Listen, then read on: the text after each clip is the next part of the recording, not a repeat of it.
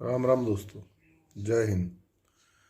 अभी अभी एक फिल्म आने वाली है 22 मार्च को, पूरे भारत के सिनेमाघरों में प्रदर्शित होगी।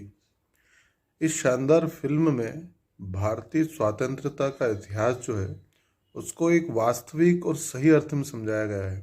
अभी तक हमको बचपन से पढ़ाया जाता है कि हमने स्वतंत्रता को अहिंसा से प्राप्त की है।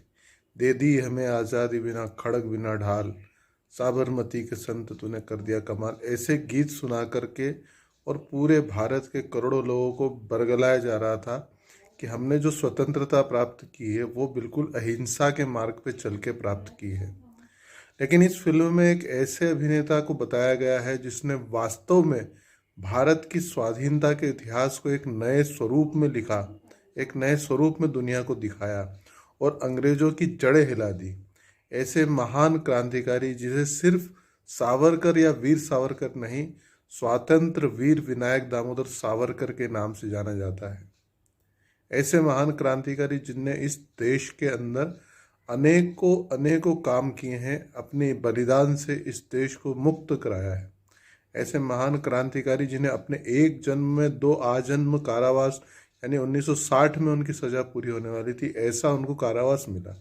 जो अंग्रेज कभी दो जन्म को नहीं मानते थे, उन्होंने इस व्यक्ति को दो आजन्म कारावास की सजा दी।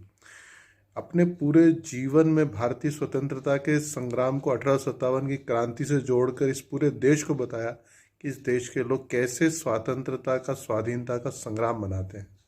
ऐसे भी सावरकर की यह फिल्म इतनी आसानी से नहीं बन गई। सावरकर पे यह फिल्म जब बन रही थी तो सर्वप्रथम इस फिल्म पे आपत्ति लगाई।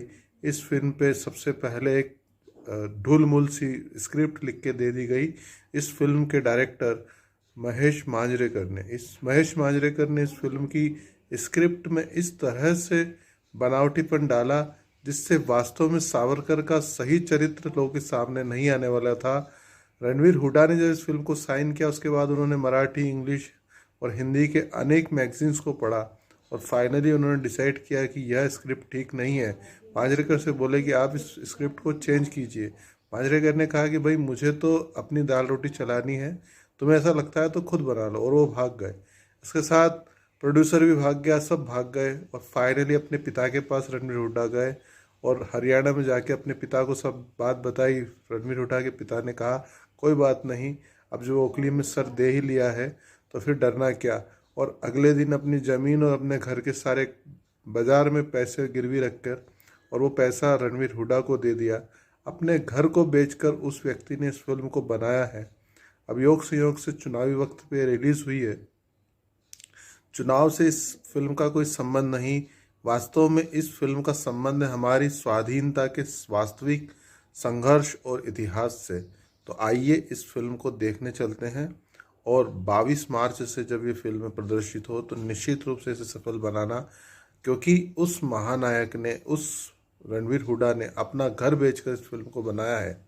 उसको निश्चित रूप से एक सद्भाव मिलना चाहिए और देश के अमर क्रांतिकारी सावरकर जैसे महान क्रांतिकारियों को हमारा जो है सच्चा प्रणाम प्रेषित हो। यही भाव के साथ जय हिंद, जय जय भारत।